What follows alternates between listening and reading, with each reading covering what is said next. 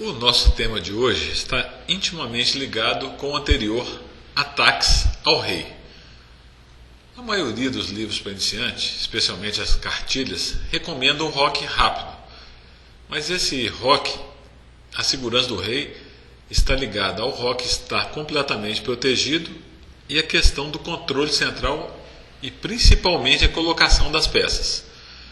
Muitas ciladas de abertura levam várias peças para o lado do rei e o jogador iniciante não tem a maldade de não fazer o roque, manter o rei no centro ou rocar para o outro lado.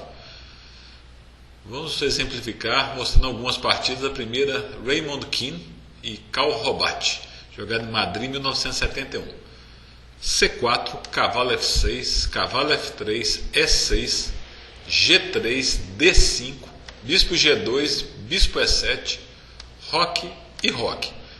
Ambos fizeram roque e, obviamente, os dois estão com o rei bem seguros nesse momento. D4, cavalo de BD7, dama C2, B6, cavalo C3, bispo B7, C toma D5. Aqui um detalhe interessante. Se as negras retomam com o peão, o centro fica mais seguro com o peão colocado em D5, o que dificulta o ataque nas alas, um melhor controle central.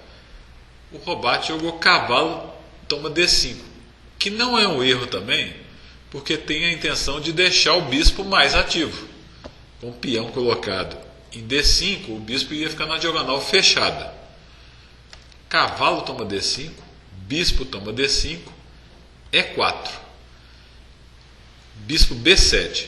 Essa posição já causa algum problema para o roque das negras, por causa da possibilidade de ataque devido ao forte controle central das brancas, que é precondição para um ataque de sucesso na ala.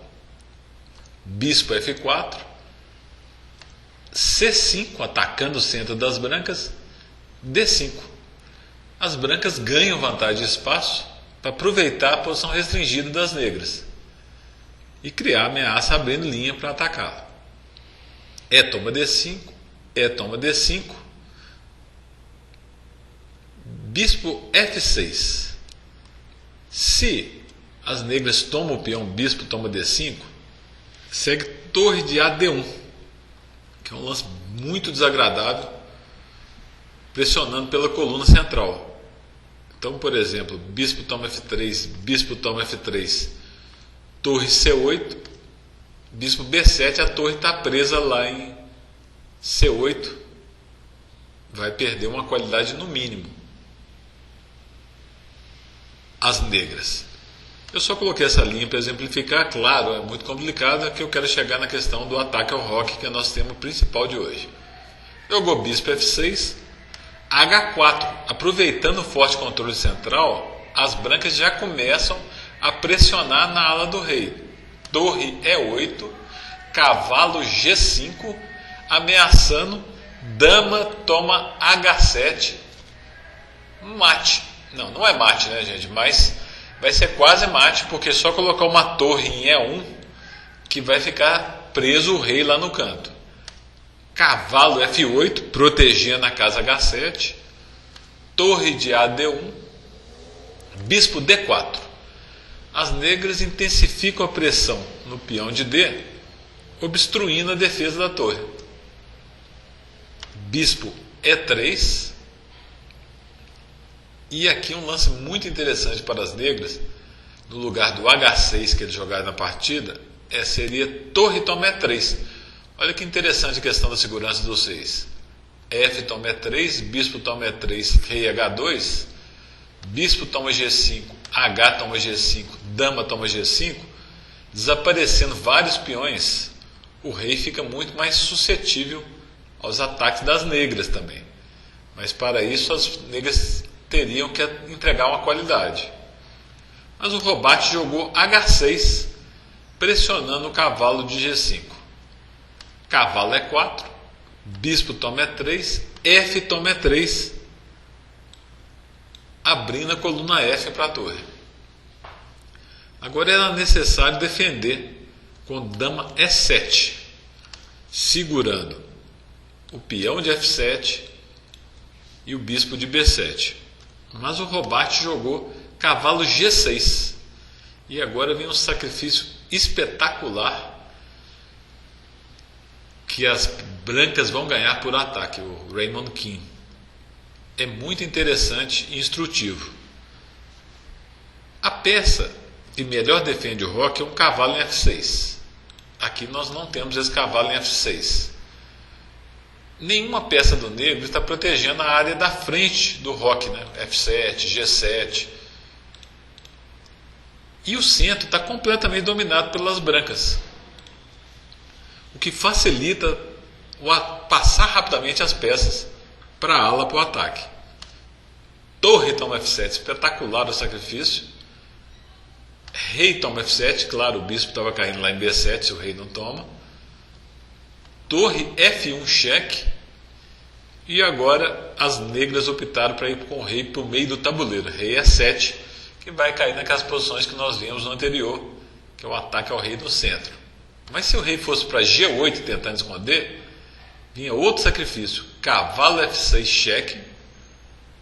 Claro que a dama não pode tomar, porque perderia a dama. G toma F6, dama toma G6 cheque, rei H8, dama toma H6 cheque, rei G8, dama G6 cheque, rei H8, torre F5, e não há uma defesa satisfatória para torre H5 cheque seguido de mate. O rei veio para o meio e agora o ataque com o rei muito exposto é muito perigoso. Repare que as brancas estão com a torre a menos, mas a torre de A8 nem entrou no jogo. D6 cheque. Se o rei subir, cavalo toma C5 cheque, B toma C5, dama toma G6 cheque, rei D7, torre F7 cheque, e vai ganhar dando mate ou ganhando muito material. Tem vários cheques aí para continuar o ataque, né? Por exemplo, um cheque em C7, rei D7, ele preferiu seguir tentando esconder o rei, torre F7 cheque. Agora, se o rei tentar esconder lá do outro lado, rei C8 para fugir lá para o cantinho, cavalo toma C5, descobrindo o ataque do bispo, B toma C5, dama toma C5 cheque, rei B8, torre toma B7 cheque mate. Ele optou por cavalo E7, mas perde também depois de dama A4 cheque,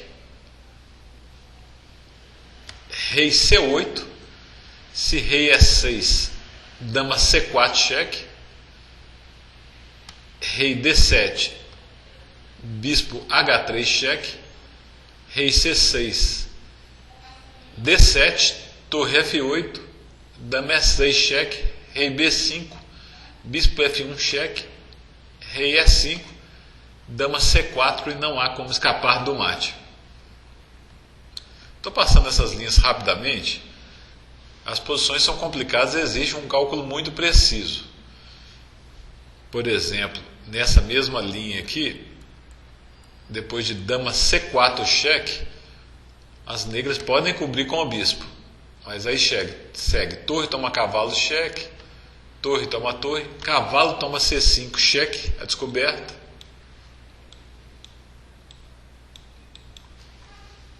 B toma C5, dama toma D5 cheque, rei F6, dama F3 cheque, e as brancas vão capturar as duas torres aqui, ganhando facilmente. Lembra que para isso nós temos que treinar tática nos lugares especializados para conseguir chegar em posições boas. Minha sugestão sempre é o chess tempo. Rei C8, D7 cheque, dama toma D7, bispo H3, e as negras abandonaram, porque se elas capturam o bispo, dama toma torre A8 cheque, vão dar mate aí rapidamente. E se elas não capturam o bispo, por exemplo, bispo C6, dama toma C6, a dama não pode tomar a dama de volta porque está cravada, cavalo toma C6, bispo D7 cheque, rei D8, bispo toma C6, e as brancas chegam no final com bispo e cavalo contra a torre e uma posição sensacional. A torre já na sétima. Esse exemplo mostra que o controle central permite desencadear esse ataque ao roque violento. Ou seja, as pretas também controlando o centro evitariam muito esse tipo de problema que elas enfrentaram nessa partida. A nossa próxima e última partida é uma partida famosíssima. Eduardo Lasker contra o Jorge Thomas. Eduardo Lasker não é o Emanuel. É um outro jogador que nem parente do Lasker é, mas jogou uma partida espetacular aqui, que tem muitos livros de xadrez, que nós vamos chegar numa posição fantástica, que é essa aqui. Como que o rei das pretas vai parar do outro lado, e o mais impressionante é que vai ser tudo forçado, ele vai parar aqui obrigado com o sacrifício brilhante das brancas. D4, E6, cavalo F3, F5, essa chama defesa holandesa, cavalo C3, cavalo F6, bispo G5, bispo E7, bispo toma F6, bispo toma F6, E4, F toma E4, cavalo toma E4. Alguns livros citam essa posição aí numa ordem diferente de lances, mas não vem muito ao caso para o nosso tema. As negras estão atrasadas no desenvolvimento, as brancas já têm 2 cavalos e um forte centro.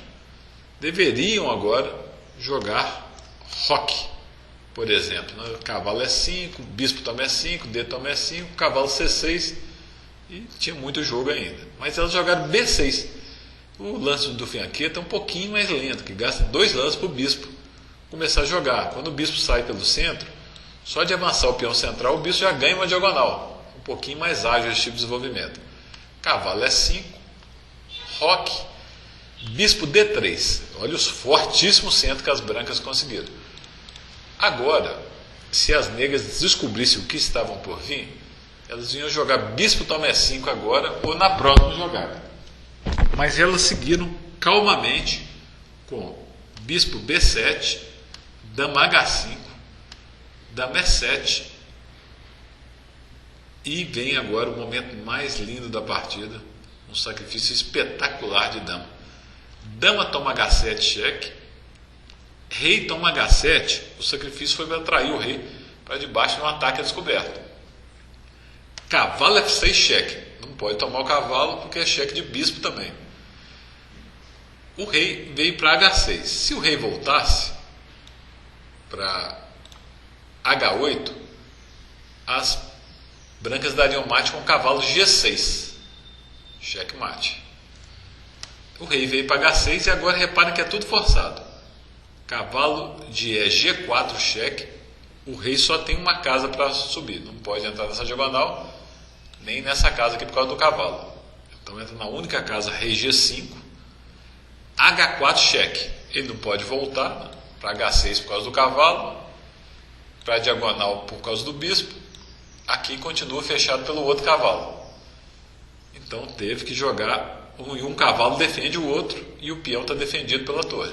Então teve que jogar a única casa possível, rei F4, G3, cheque. De novo o rei não volta, E5 está protegido pelo peão, rei F3, bispo E2, cheque. O rei não pode voltar mais uma vez por causa do cavalo.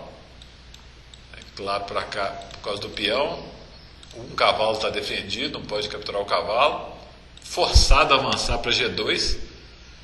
Torre H2, cheque, e rei G1. Aqui as brancas teriam a opção de rocão mate.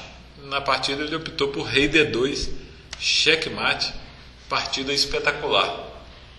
Para dar uma reforçada nesse assunto, o ataque na ala vai ser bem sucedido quando a gente tem um domínio do centro.